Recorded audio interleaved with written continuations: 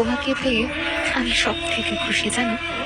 মানুষ একটা কথা ঠিকই বলে, ভালোবাসা সুন্দর যদি মানুষটা ভালো হয়।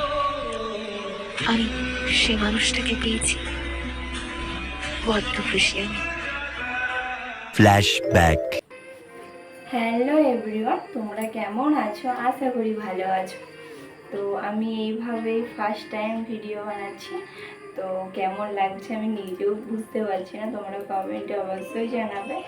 আর আমি যাচ্ছি একটু বাইরে, প্রায় 2 মাস পর বড় বাড়ি এসেছে, সেই জন্য আমরা একটু বাইরে যাই, কিছু দরকার আছে, তোমাদের সঙ্গে যেতে যেতে শেয়ার করবো।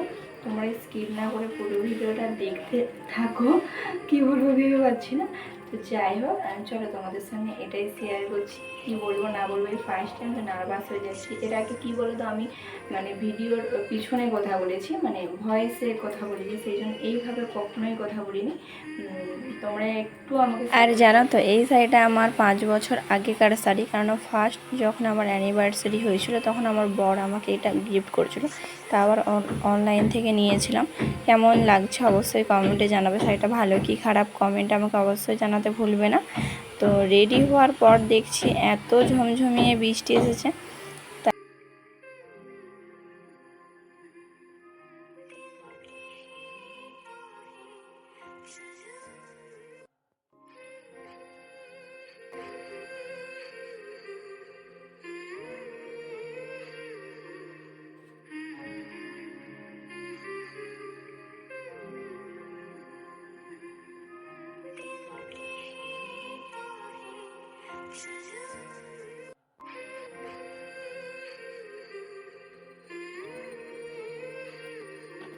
যেহেতু বৃষ্টি হচ্ছিল, বৃষ্টির জন্য আমাদের সন্ধে হয়ে গেল বাজারে যেতে।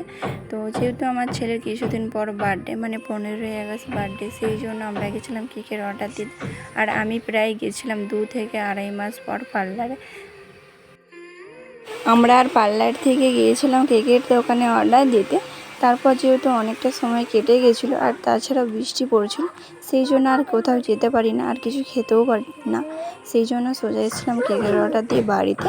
তো আজকের ভিডিওটা আমার এইটুকু। যদি আমার ভিডিও ভালো লেগে থাকে অবশ্যই লাইক, কমেন্ট, শেয়ার আর সাবস্ক্রাইব করতে মোটেও ভুলো না। আর দেখা হবে নেক্সট কোনো ব্লগ ভিডিও নিয়ে। আর হ্যাঁ,